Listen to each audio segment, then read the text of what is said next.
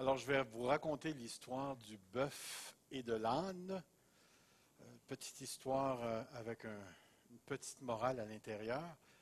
Une fois, c'était un âne et un bœuf qui travaillaient dans le même champ pour un même propriétaire.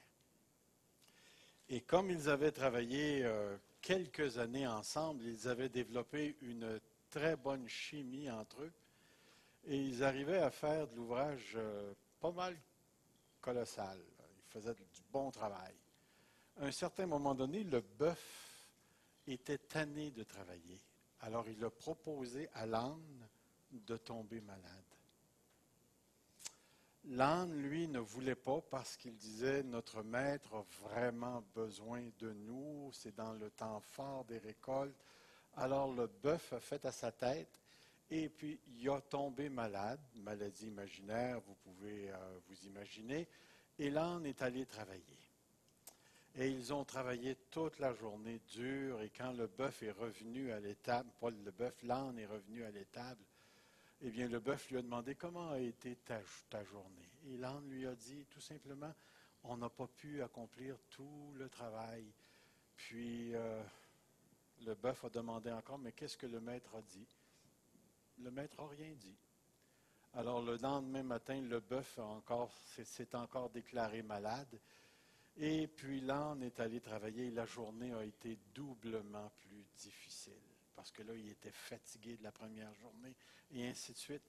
Et lorsqu'il est revenu à l'étable, le bœuf lui a encore demandé qu'est-ce que le maître a dit? Il a dit, le maître n'a rien dit, mais on aurait été longtemps chez le boucher et il semble avoir eu une grande conversation avec le boucher. Morale de l'histoire.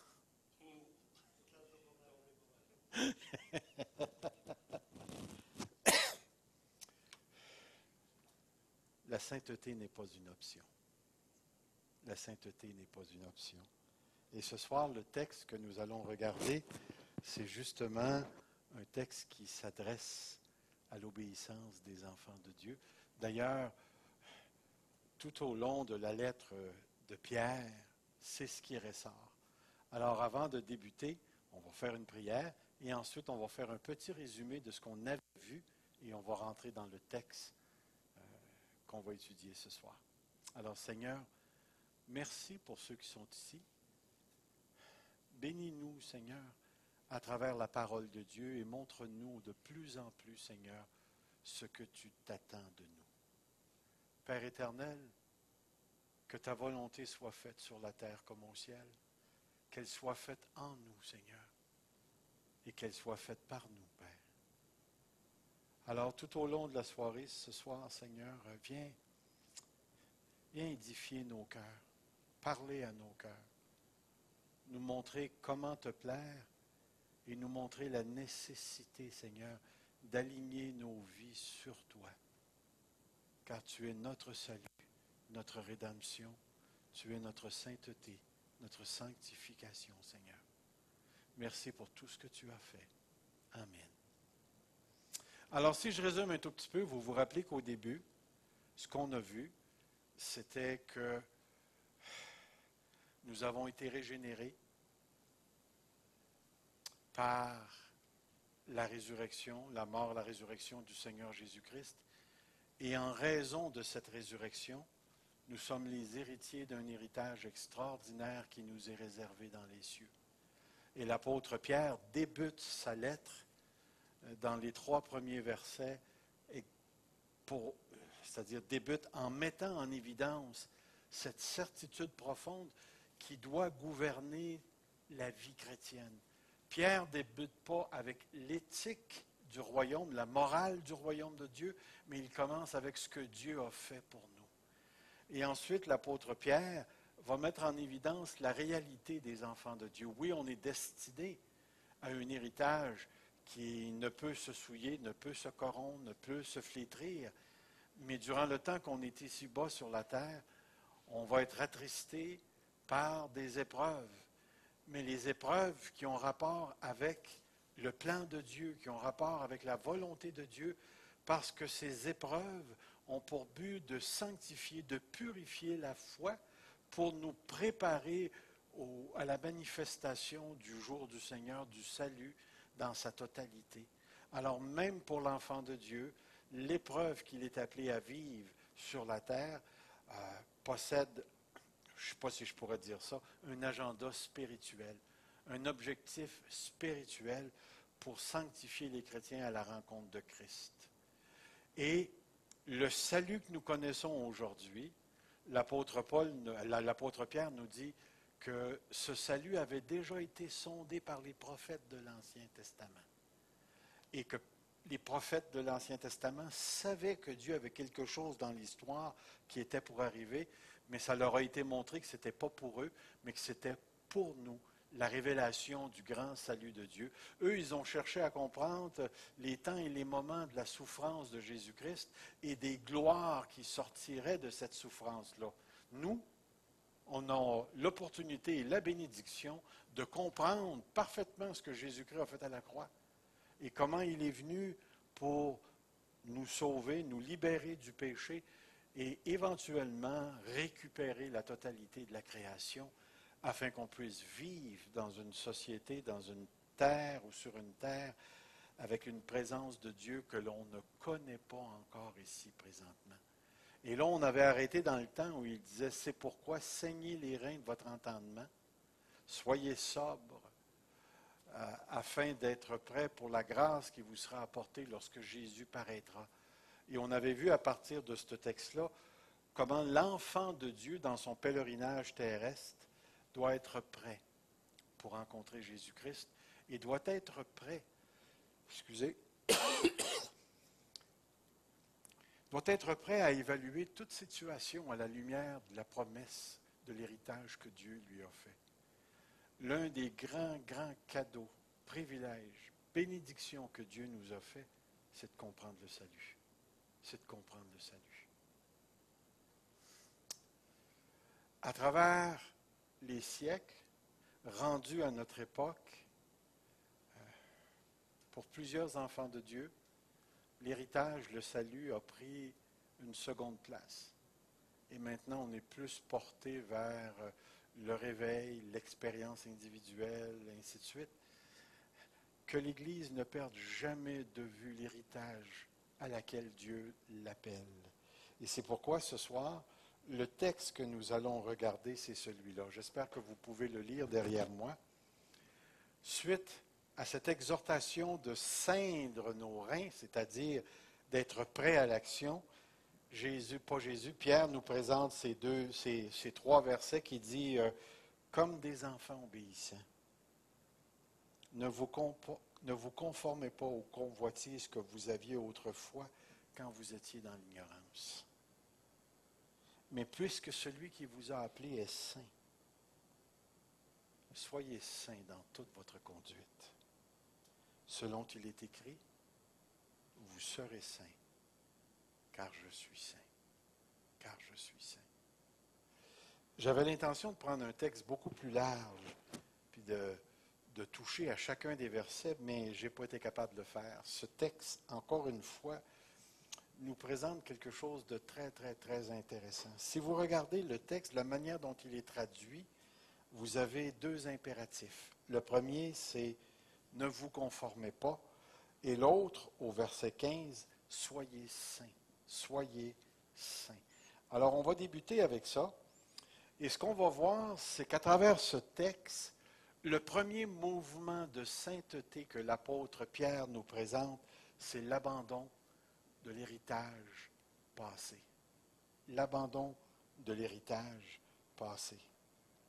Comme il le dit ici, comme des enfants obéissants, ne vous conformez pas aux convoitises que vous aviez autrefois quand vous étiez dans l'ignorance. Juste comme ça.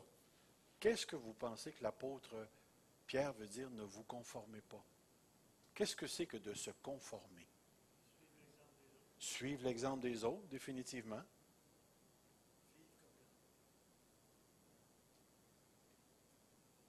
Vivre comme les autres, oui, définitivement. En tout cas, si on défait le mot, c'est un conformé.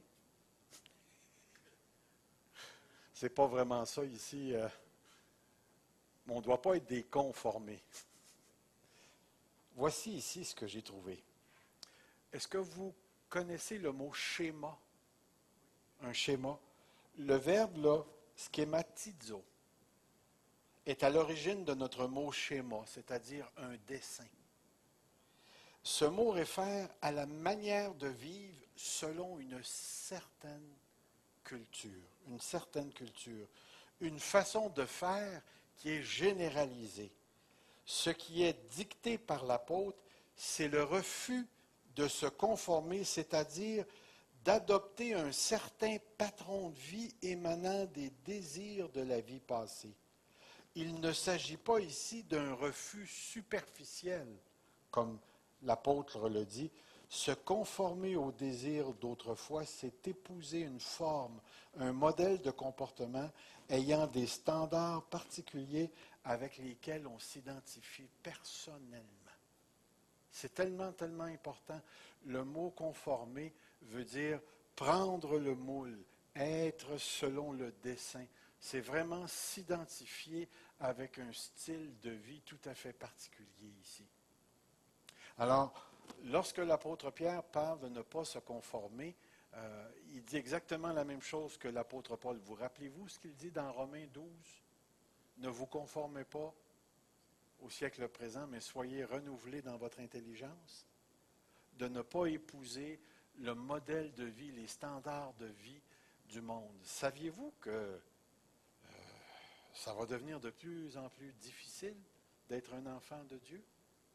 Ce matin, je lisais le Journal de Montréal et puis j'ai lu quelque chose qui m'a surpris parce que je n'avais jamais lu ça.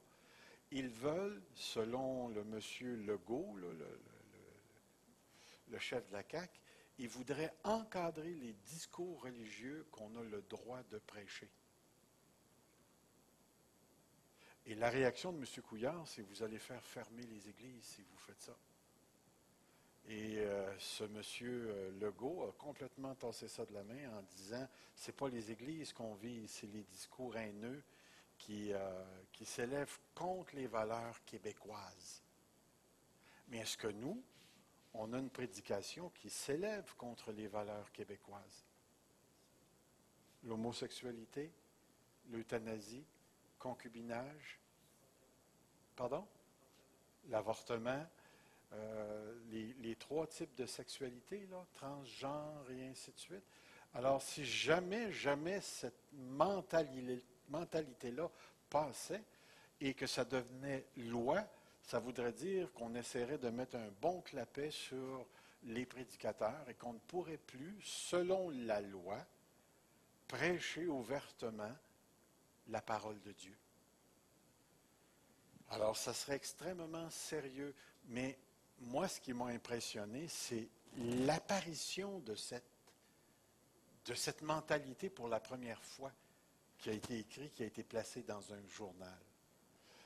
Mon ami, si jamais un jour on s'en allait vers quelque chose comme ça, ça deviendrait de plus en plus difficile pour les enfants de Dieu de prêcher droitement tout le conseil de Dieu et de déclarer idolâtre ce que Dieu déclare idolâtre et puis de parler contre les lois qu'un gouvernement mettrait en place pour museler l'Église et l'Évangile de Dieu. Alors, en réalité, là, peut-être qu'un jour, on va arriver où on va être obligé réellement de prendre position et de ne pas se conformer. Vous ramenez à un autre niveau. J'ai reçu un courriel dernièrement où la personne remettait en question ces types de gilets que les jeunes filles portent et que tu vois toute l'épaule avec la bretelle de la brassière qui passe. Est-ce que c'est acceptable, selon vous?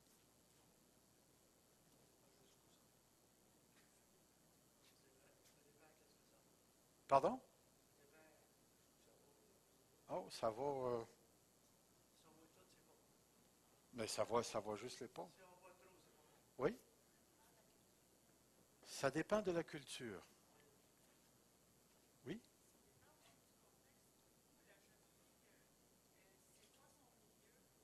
L'Église.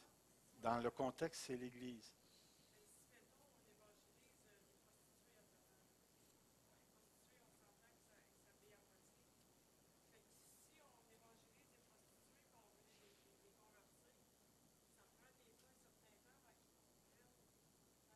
Mhm.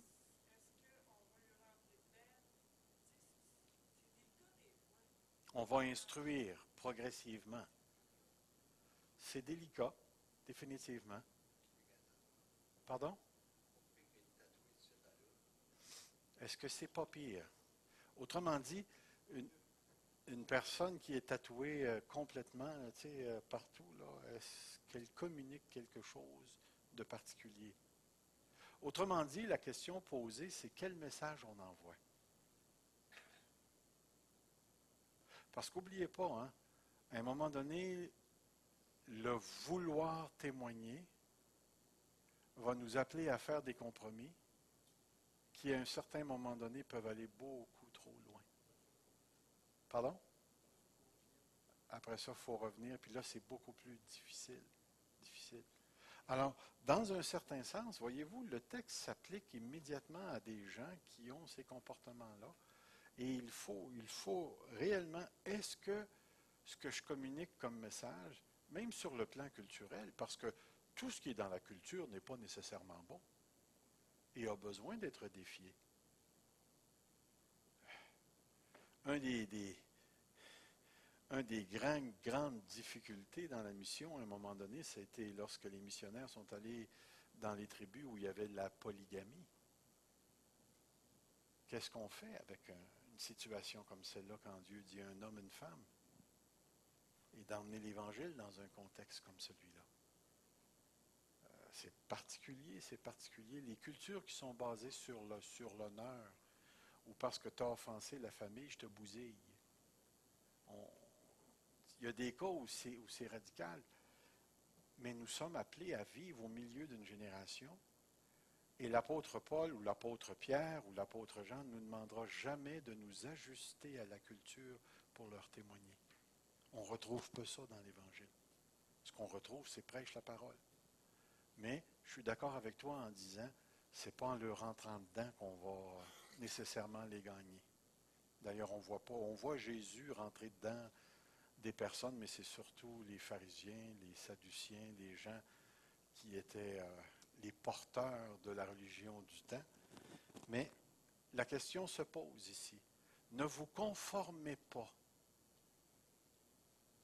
au désir d'autrefois. Ici, comme on l'a vu, les désirs sont traduits par le mot convoitise. Faites-vous la différence entre un désir et de la convoitise? Je vais juste vous mettre ce petit texte. Le mot désir, qui est traduit ici par convoitise, peut avoir un sens positif ou un sens négatif. La plupart du temps dans la Bible, ou du temps de la Bible l'utilise négativement, c'est-à-dire que le mot a un sens négatif. Positivement, le mot épithumia réfère aux désirs normaux sans orientation morale. Sans orientation morale. Cependant, lorsqu'il est employé négativement, il décrit l'une des racines du péché individuel qui produit l'impulsion et la propension vers ce qui est charnel et qui est illicite jusqu'à produire l'apostasie, c'est-à-dire l'abandon de Dieu. Autrement dit, le mot désir, il n'est pas souvent utilisé d'une manière positive dans le Nouveau Testament. Il est utilisé souvent et traduit par le mot convoitise. La convoitise est toujours mal aux yeux des écrivains bibliques et devant Dieu ici. Jacques, le frère du Seigneur, lui-même utilise le concept de la convoitise pour expliquer un des mécanismes de comment ces désirs illicites travaillent chez les enfants de Dieu comme chez les inconvertis. Il va dire, mais chacun est tenté parce que sa propre convoitise l'attire et le séduit. Si vous regardez en bas, le mot attire est décrit comme étant une force qui va tirer vers quelque chose. C'est vraiment, vraiment, vraiment puissant.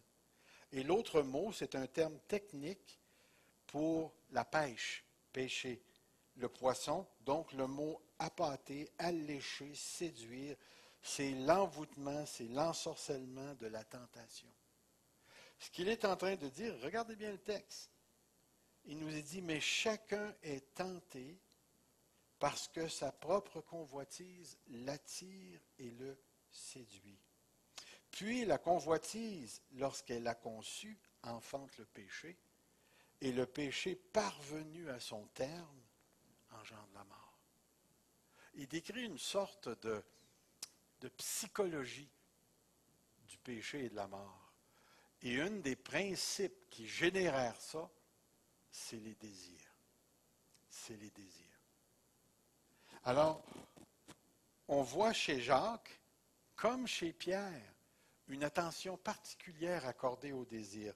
Je ne sais pas si c'est là que je vous ai mis tous les textes, mais le désir se présente comme une force qui tire hors de son chemin sa victime en le séduisant et en lui présentant quelque chose d'alléchant.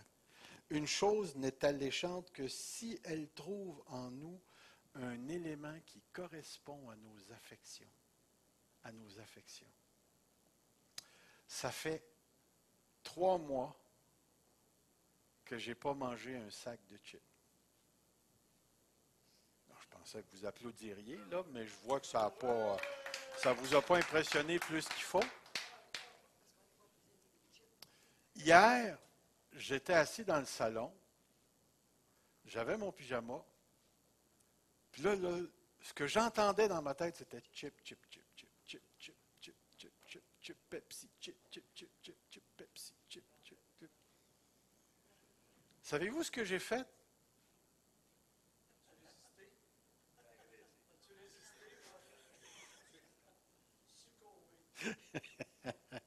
Vous aimeriez ça, hein? Oui, oui, j'ai succombé. Non, mais c'est pas l'idée, là. L'idée, c'est juste pour présenter la mécanique. À un moment donné, je ne pensais même pas à ça. Puis à un moment donné, mes anciennes amours ont remonté. Puis là, c'est pas des farces. Je réfléchissais après l'expérience. Pardon? Pas avant, puis pas pendant.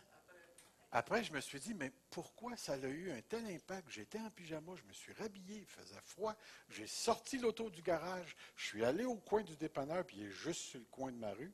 Alors, j'ai dit, comment ça se fait? J'ai tout fait ça pour satisfaire. Et savez-vous pourquoi les chips ont une influence sur ma vie?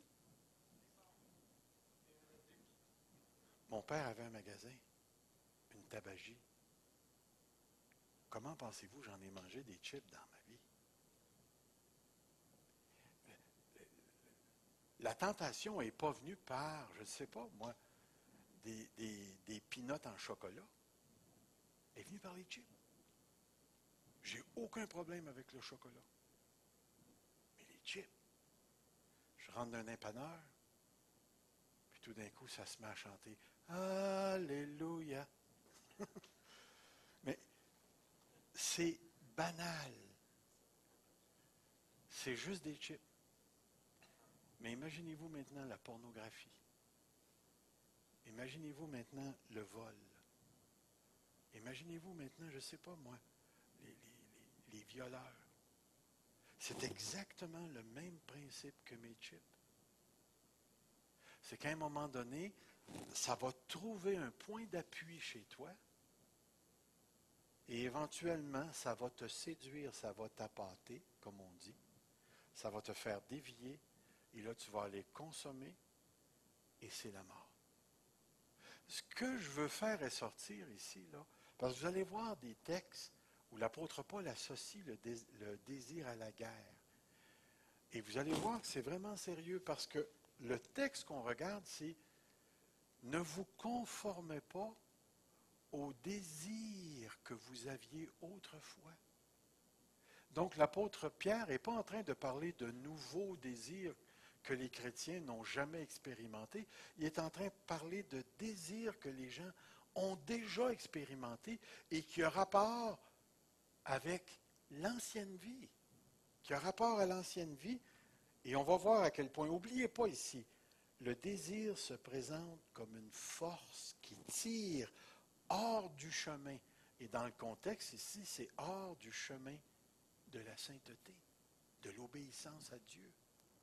Alors, le désir, ce n'est pas juste une petite affaire. Là. Allez pas penser qu'on s'est fait du fun avec les chips, là, mais que le mot désir englobe pour Pierre une force énorme qui, lorsqu'on lui donne libre cours, conduit à la mort. C'est vraiment, mais vraiment sérieux. Il faut souligner, qui est intéressant dans le passage de Jacques, que Satan n'est pas dans le portrait lorsque Jacques décrit le processus de la tentation. Nous n'avons pas besoin de Satan pour pécher, mais lui a besoin de notre disposition intérieure, c'est-à-dire nos inclinaisons, nos passions qui nous sont propres. Nous qui avons ces inclinations en nous-mêmes et non pas, et nous n'avons pas besoin de Satan pour pécher, nous le faisons tout seul. Tout seul. Tout seul. On est tous portés vers quelque chose qu'on a pratiqué dans le passé. Et là, ça sort, ça sort. Un désir a pour effet de mobiliser toute la personne et de l'orienter dans une direction déterminée. Pensez à ce que je vous ai dit tout à l'heure. Je suis assis dans le salon. La seule chose qui passe dans ma tête, c'est des chips.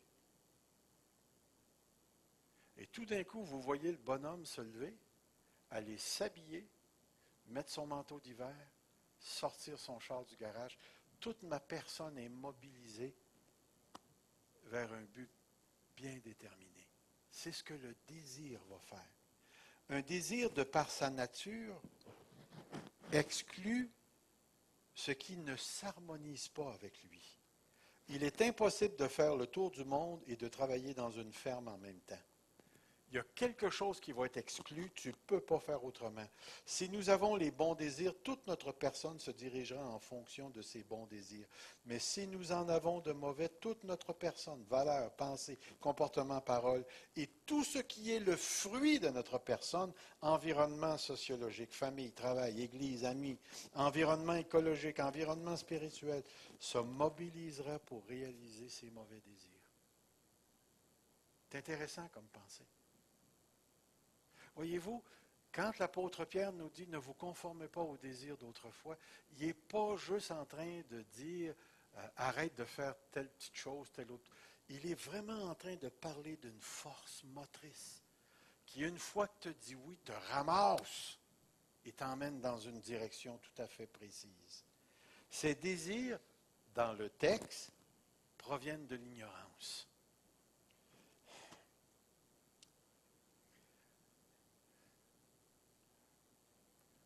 Dans l'Écriture, généralement, l'ignorance est associée à l'aveuglement moral. L'aveuglement moral. C'est important de saisir ça. Il est question de la vie avant la conversion. Il ne s'agit pas de l'ignorance intellectuelle, mais d'une ignorance morale et religieuse.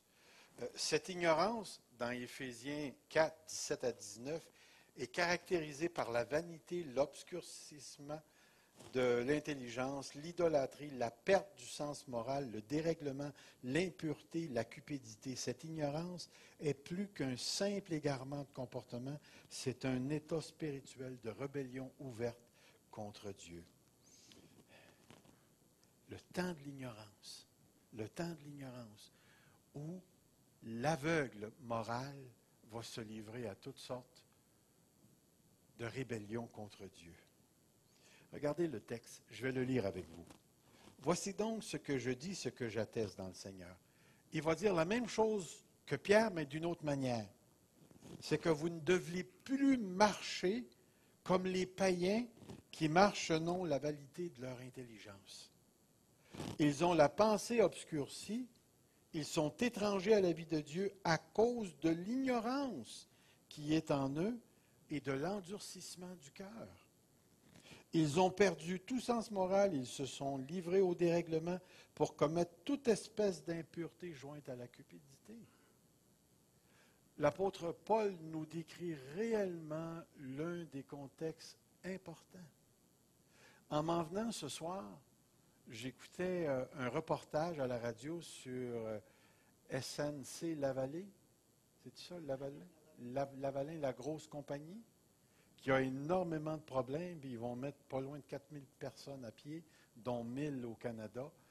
Et là, il racontait l'histoire de cette compagnie-là. Puis une des choses qui était surprenante, c'est comment cette compagnie-là a abrité des voleurs, des menteurs, des gens qui ont abusé la compagnie et qui ont profité de la situation pour se remplir les poches. Et ça, pas au Québec seulement, mais à travers le monde. Partout où cette compagnie s'est retrouvée, elle est maintenant entachée sur le plan mondial par la corruption qui s'est trouvée dans son sein. Et ce qui est intéressant ici, c'est que tu lis l'histoire de cette compagnie, puis tu lis Éphésiens, puis tu te dis, coudonc, Paul, as-tu écrit pour eux autres? C'est exactement ça qui se passe. Exactement ça. Présentement, on est en train de vivre la passion du film, comment est-ce qu'il l'appelle? Les 50 degrés, les 50 nuances de gris ou quelque chose comme ça? Le 50 Shades of Grey en anglais, qui est de la fornication ouverte. Et là, ça a passé depuis la Saint-Valentin, les gens sont allés voir ça. Ça a l'air qu'ils ont fait tellement d'argent avec ce film-là. C'est du masochisme. Et là, tu regardes ça livre et tu te dis, coudonc, la Bible est encore une fois confirmée. La convoitise fait partie. Puis vous allez voir ce qui est intéressant. Vous rappelez-vous du texte dans la première lettre de Jean qui dit, le monde passe et sa convoitise. Sa convoitise. Le monde passe et sa convoitise. C'est intéressant. Encore une fois, le concept du désir qui revient là. Regardez, mais vous, ce n'est pas ainsi que vous avez appris le Christ ou à connaître le Christ. Si du moins vous avez entendu parler de lui, et si vous avez été instruit en lui conformément, et remarquez le mot qui va suivre, conformément à la vérité. C'est un des mots que j'aime le mieux dans l'Écriture, la vérité. La vérité. Qui est en Jésus, c'est-à-dire, là il va expliquer, vous dépouillez à cause de votre conduite passée de la vieille nature ou du vieil homme qui se corrompt par quoi? La convoitise trompeuse, les désirs illicites, cette mécanique intérieure qui est une force qui tire la personne vers le mal, ici. Et à être renouvelé par l'Esprit dans votre intelligence. Puis je trouve ça intéressant, les mots que l'apôtre Paul utilise. L'intelligence et à revêtir l'homme nouveau, la nouvelle nature, créé selon Dieu dans une justice et une sainteté. Et encore une fois, il revient avec le mot que produit la vérité. La vérité. La vérité, c'est... Vous connaîtrez la vérité et la vérité vous affranchira. La vérité libère l'âme de la convoitise, de cette puissance, de cette force qui amène l'homme à se détourner de Dieu.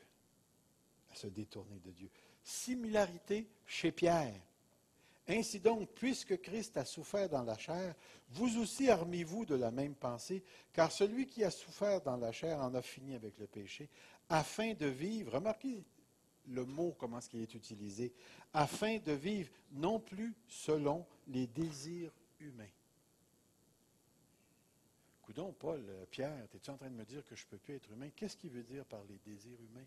Mais il le dit un petit peu plus bas. C'est tous les désirs qui sont en dehors de Christ. Mais selon la volonté de Dieu pendant le temps qui vous reste à vivre dans la chair.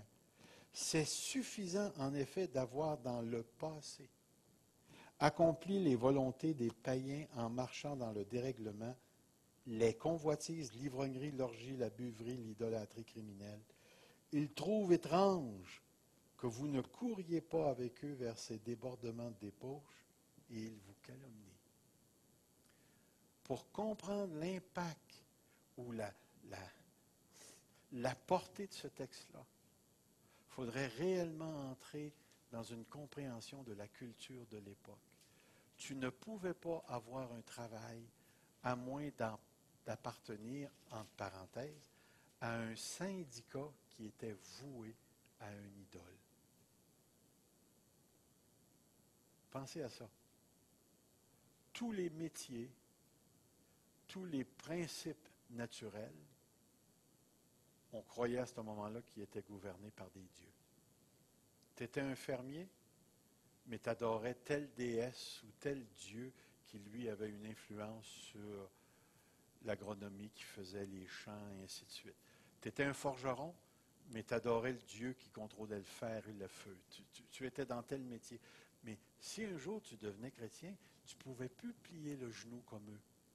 Alors ces gens-là te voyaient de telle ou de telle manière. Le problème dans leur époque n'était pas l'athéisme, c'était le polythéisme. Les chrétiens étaient considérés comme des athées parce qu'ils avaient un seul Dieu. C'est tellement, tellement important. Puis ce que l'apôtre Pierre est en train de leur dire, vous ne pouvez plus vivre comme ça. Mais Pierre, je ne pourrai plus avoir de salaire. C'est l'exigence du salut, de la sainteté. Regardez ensuite comment Pierre utilise le mot désir. Dans 2,11, il va dire, bien-aimés, je vous exhorte en tant qu'étrangers et voyageurs à vous abstenir des désirs charnels. Puis remarquez la phrase qu'il va dire, qui font la guerre à l'âme. Qui font la guerre à l'âme. Je reviens avec mon exemple de Chip. Okay? Où était le problème?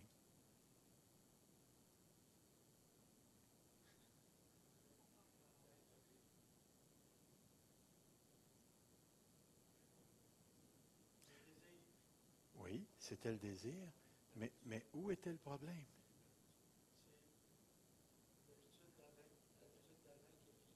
Ma question, elle est mal posée. Dans le processus, là, où s'est trouvée ma faille?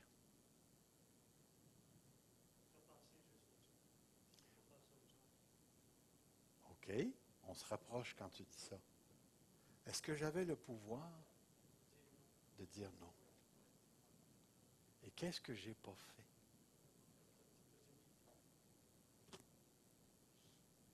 J'aurais pu, j'avais la liberté en Christ de dire non,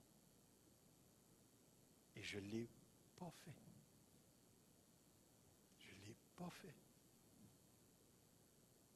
Et laissez-moi vous dire qu'il y en a qui font ça avec le travail en dessous de la table.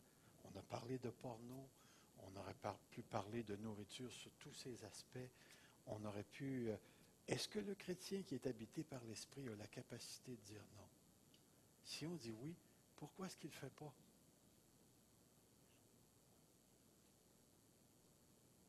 Super de bonne question.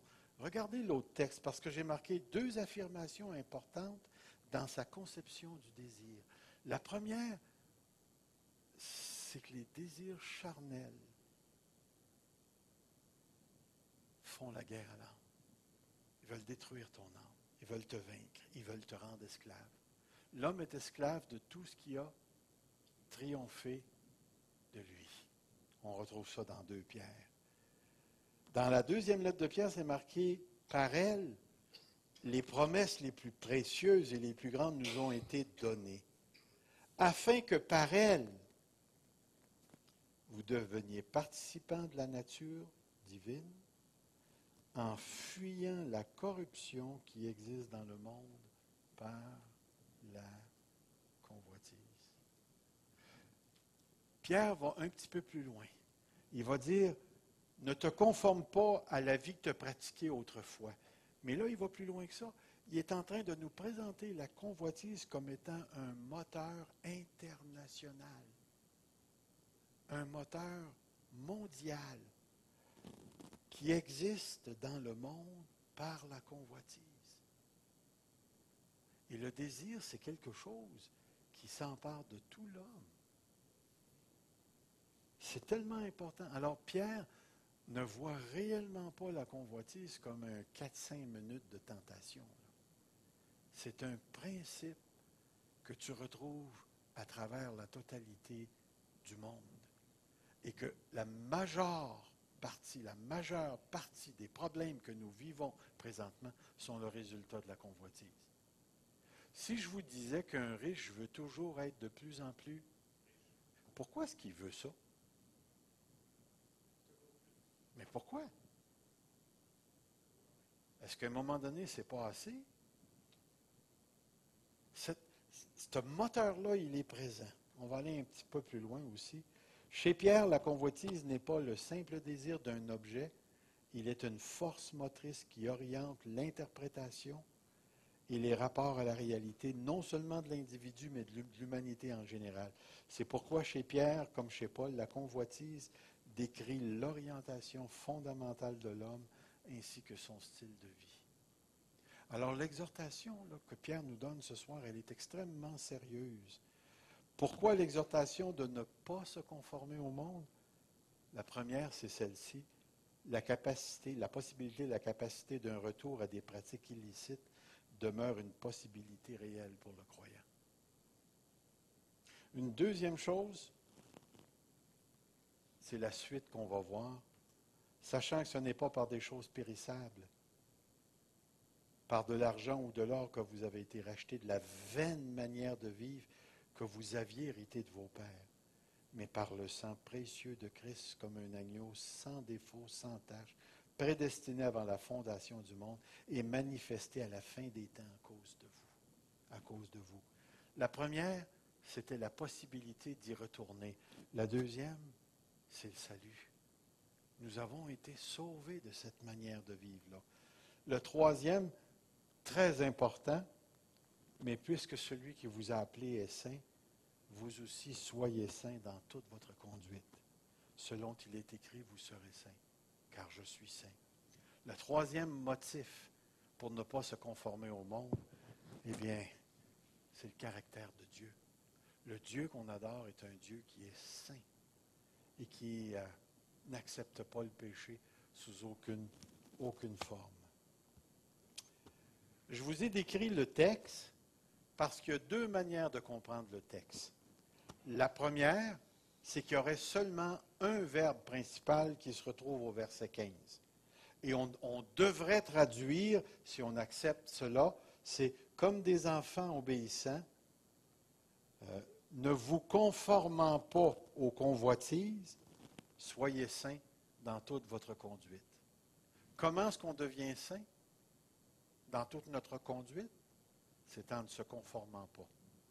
Dans une autre version, on a les deux mots qui sont traduits comme des impératifs. Ne vous conformez pas et soyez saints. L'une ou l'autre nous amène exactement à la même place. Mais, dans un certain sens, on pourrait dire, la recherche de la sainteté va avoir deux mouvements. Je ne sais pas si je les ai écrits ici, là. Le grand motif de chercher la face de Dieu, c'est le caractère de Dieu. Vous serez saints, car je suis saint. Je suis séparé du mal. Tellement important. Puis remarquez une autre chose. Hein.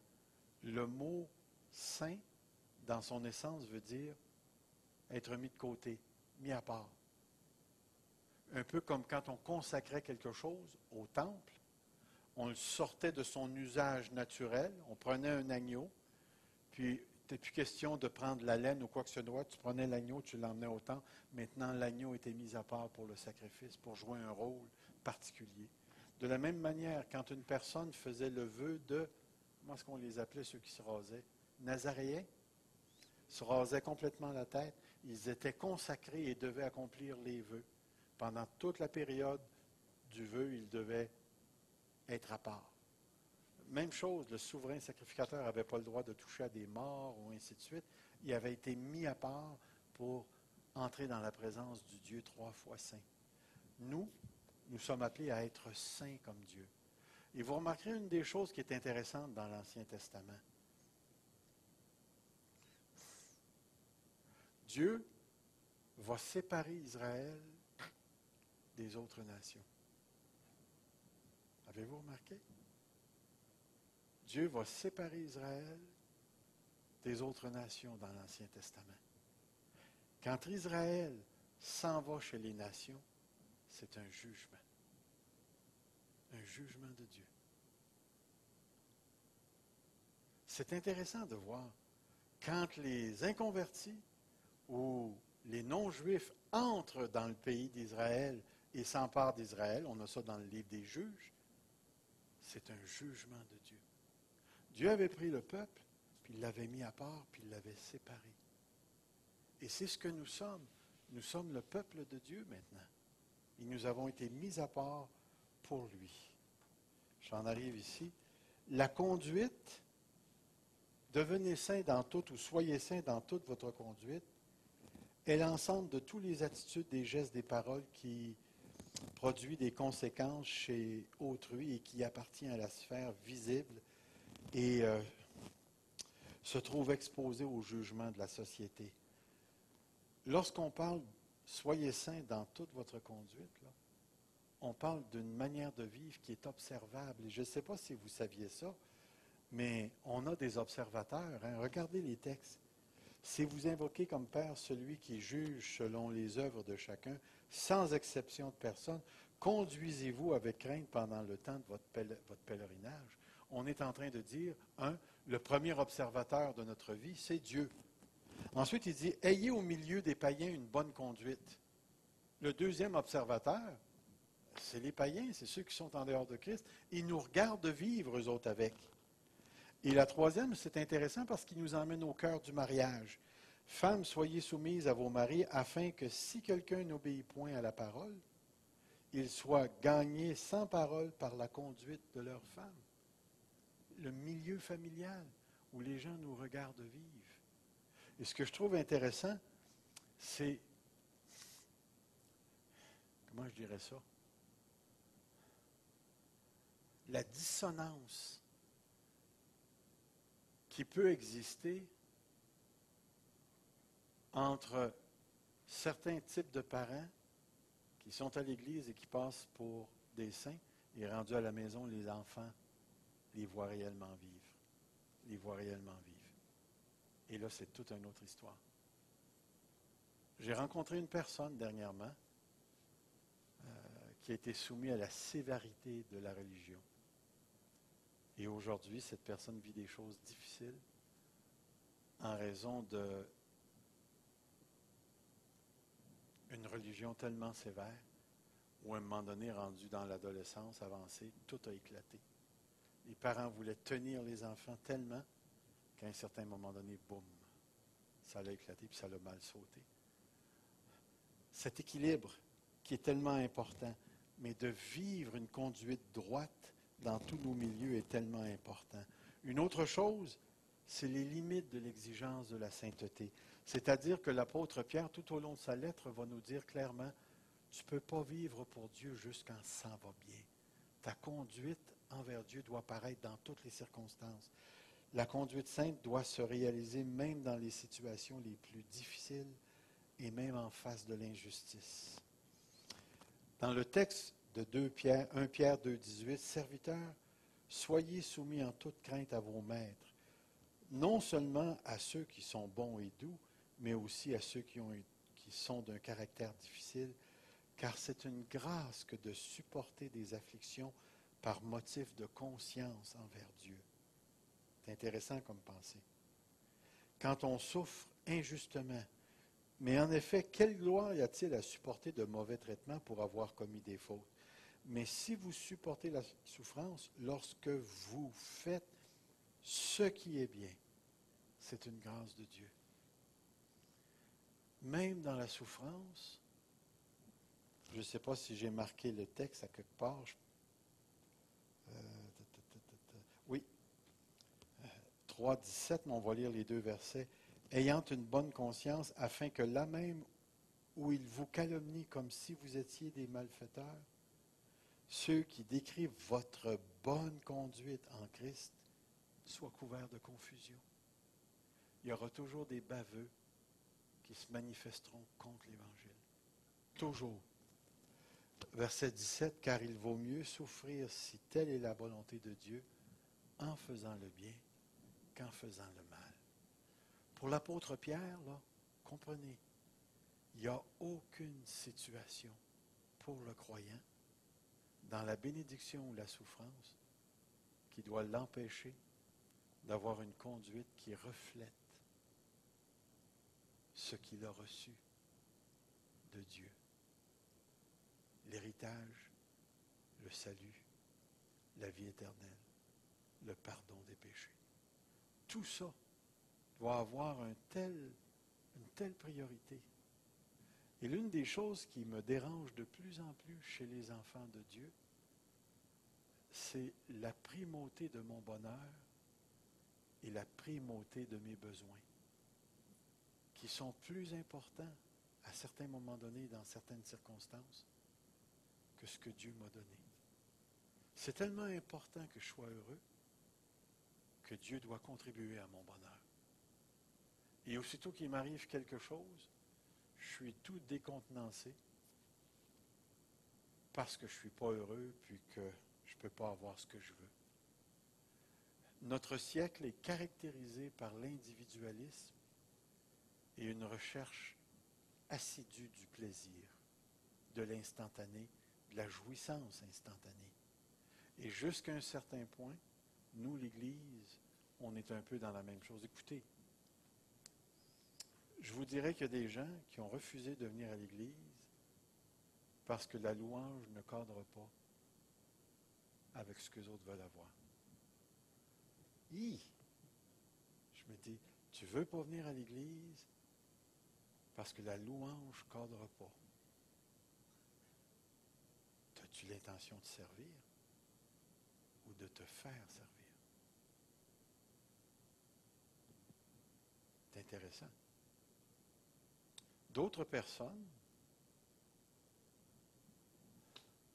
parce qu'on n'épouse pas leur perception des dons spirituels, je ne peux pas vivre ici. Moi, écoutez, moi, je peux m'asseoir avec des gens qui croient que Dieu guérit tout le temps. Je peux m'asseoir avec des gens qui croient que Dieu ne guérit plus. Je peux m'asseoir avec des gens qui croient que Dieu guérit des fois.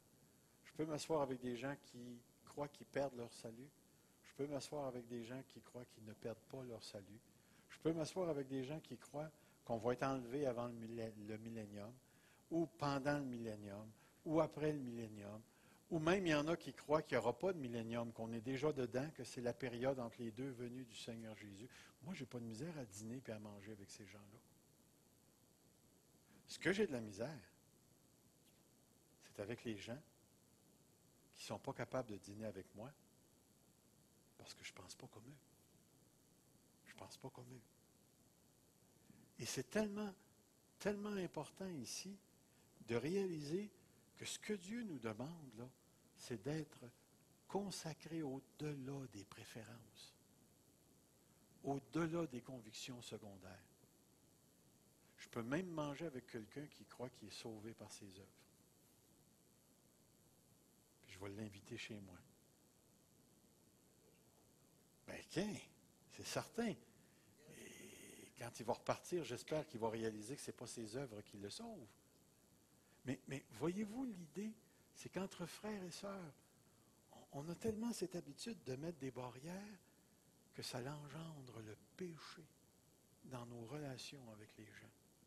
Puis on a quelque chose de plus important que nos convictions personnelles. J'ai des convictions personnelles, mais j'ai des convictions absolues. Jésus-Christ est Dieu fait homme. La Trinité, il n'y a pas de concession. L'inspiration des Écritures, il n'y a pas de concession là-dessus. J'ai des valeurs fixes et des croyances fixes, Mais j'ai beaucoup de croyances pour lesquelles je ne suis pas prêt à me battre. Parce que ça détruirait quelque chose de plus important. Ici, ce que l'apôtre Paul est en train de nous dire, il va bien plus loin que ça, lui, Pierre. Quand tu subis l'injustice, quand tu souffres, quand tu as une gang qui est contre toi, même là, tu es appelé à exemplifier dans tes œuvres, dans ta conduite, ta relation avec un Dieu qui t'a sauvé et qui te destine à un héritage extraordinaire. L'appel est beaucoup plus élevé que les convictions personnelles. Encore une fois ici, vous avez une personne qui est mariée avec un incroyant, dans le contexte. Et dans ce contexte-là, ce que l'apôtre Pierre lui dit, c'est « Divorce pas, vis Jésus-Christ devant cet homme. Fais confiance à Dieu. Laisse paraître tes bons comportements. Au lieu de te virer de bord, te mettre à chialer, te centrer sur ton besoin, et puis de dire Dieu m'a abandonné, ainsi de suite. Recherche la présence de Dieu. Le christianisme, de par sa nature, est une globalité. Il englobe tous les domaines et toutes les dimensions de la vie. Ainsi, puisque nous vivons dans une société qui sépare la vie entre le profane et le sacré, le conflit est inévitable. Cela a pour effet d'engendrer deux types de standards irréconciliables et deux types contradictoires de manière de vivre. C'est tellement, mais tellement important de réaliser qu'on ne pourra pas éviter le conflit avec le monde. On ne pourra pas éviter le conflit avec le monde. On ne marche pas au même son de tambour que le monde. C'est tellement, mais tellement important. Comment devenons-nous saints dans toute notre conduite? D'une part, nous savons comment nous vivions avant de connaître le salut, et d'autre part, nous avons revêtu l'homme nouveau qui se renouvelle dans la justice et la sainteté que produit la vérité. On est équipé par le Saint-Esprit à l'intérieur de nous pour marcher dans la vérité. Et puisque nous avons revêtu Jésus-Christ, nous avons les standards. Nous connaissons la vérité. Nous pouvons discerner entre le bien et le mal. Et c'est exactement ce que l'apôtre nous appelle à faire. J'aimerais terminer, je vais sauter ce texte-là ici, j'aimerais terminer avec le début du verset 14. Comme des enfants obéissants, ne vous conformez pas. Remarquez bien la passe que Pierre est en train de faire ici. Le mot obéissant, en grec, ce mot implique toujours une décision religieuse contre le péché. Ce qui est obéi est la vérité. Le Christ, Dieu, l'apôtre, l'obéissance de la foi sous-entend que le message de la foi a abouti à l'obéissance. Regardez ici ce qui est intéressant. Regardez les deux textes. Vous avez le texte du début qui va dire « Et qui sont élus selon la préscience de Dieu, le Père, par la sanctification de l'Esprit, afin qu'ils deviennent obéissants. » L'apôtre Pierre, dès le début du texte, nous présente l'œuvre de Dieu ou le produit de l'œuvre du salut comme étant l'obéissance. Le produit fini, c'est que les gens vont obéir à Dieu, ceux qui sont réellement sauvés. Mais regardez dans Pierre, comme des enfants obéissants, ne vous conformez pas aux convoitises. Remarquez ce qu'il dit ici. Obéissant. Regardez. Il est important de noter que notre traduction ne dit pas « enfants qui obéissent », mais « enfants obéissants ». L'expression ne vise pas l'action. Comprenez ce que je suis en train de dire? C'est-à-dire l'acte d'obéissance. Mais l'expression vise le caractère de la personne, ce qui la décrit ou la qualifie. Donc l'expression comme des enfants obéissants met en évidence la constitution du caractère, la qualité qui appartient à la chose elle-même. Ainsi, enfants d'obéissance. Le salut a produit en nous cette nature qui maintenant est appelée obéissance. Je suis un enfant d'obéissance. Je suis un enfant obéissant. Qu'est-ce qu'un enfant obéissant fait? Il obéit. Alors, vous remarquerez une chose que je trouve intéressante. C'est que dans le mouvement du texte, l'apôtre Pierre pose un pieu important. Puisque vous êtes ça, ne faites pas ça, faites ça. Il va partir de l'identité de la personne pour ensuite passer à l'action. Il déclare ce que tu es et ensuite il te demande de faire ça et de ne pas faire ça. De sorte que l'action du chrétien est toujours le fruit de ce que Dieu a fait de lui. L'action du chrétien est toujours le fruit de ce que Dieu a fait de lui.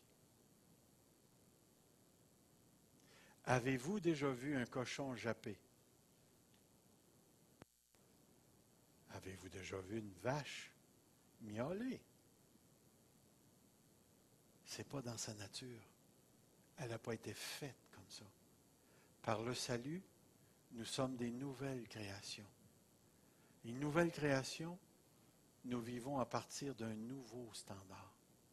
Nous avons l'Esprit de Dieu et non plus le péché comme guide. Nous n'avons plus une loi qui ne peut pas se réaliser. Nous avons revêtu Jésus-Christ, c'est-à-dire nous sommes entrés en union et en communion avec lui. Maintenant, ce qui nous guide, c'est l'Esprit que nous avons reçu, et c'est pourquoi le chrétien est appelé à marcher selon l'Esprit. Mais ce que je trouve intéressant, c'est que vous allez retrouver ce verset-là dans la lettre aux Galates, chapitre 5, le verset 16. Je n'ai pas ma Bible, mais Guy, tu en as une? Pourrais-tu lire Galates, chapitre 5? Je pense que c'est le verset 25. Juste pour voir, dans la lettre aux Galates, l'apôtre Paul, 5, 25. L'apôtre Paul dit quasiment la même chose que Pierre, mais dans d'autres mots. Vas-y donc. Si nous vivons par l'Esprit, marchons aussi selon l'Esprit. OK. Si nous vivons par l'Esprit. C'est intéressant. Juste pour, j'ai déjà apporté cet exemple-là, mais juste pour vous donner un exemple, là, je pense qu'il colle bien à ce que l'apôtre Paul veut dire. Essayez de vous imaginer que vous êtes, je ne sais pas moi, prenons une ville qui est bien connue, là, Valcourt. Quelle est la plus grosse industrie de Valcourt? Si Bombardier... non, attends une minute. Est-ce qu'on pourrait dire que les gens de la ville vivent de Bombardier? OK? Si Bombardier ferme, qu'est-ce que les gens vont faire? Est-ce qu'ils vont mourir? Ils vont aller ailleurs. Donc, de dire les gens de Valcourt vivent par Bombardier, ce n'est pas la même chose que je te dirais, tu vis par l'air. Si je t'enlève ton air, clouc. Mais si Bombardier s'en va, tu vas-tu mourir? Pas du tout. Quand l'apôtre Paul dit « nous vivons par l'Esprit », est-ce qu'il parle de l'air ou il parle de Bombardier?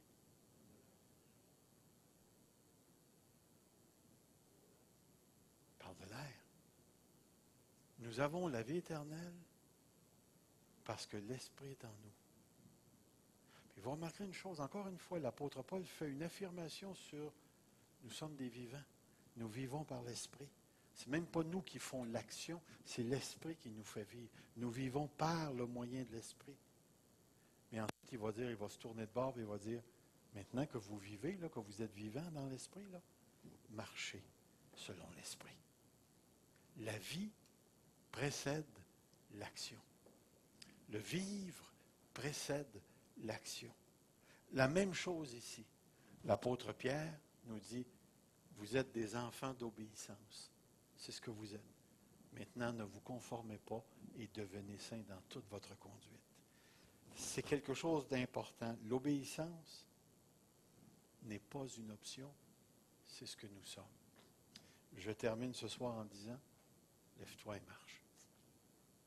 Lève-toi et marche. Vis ce que tu es.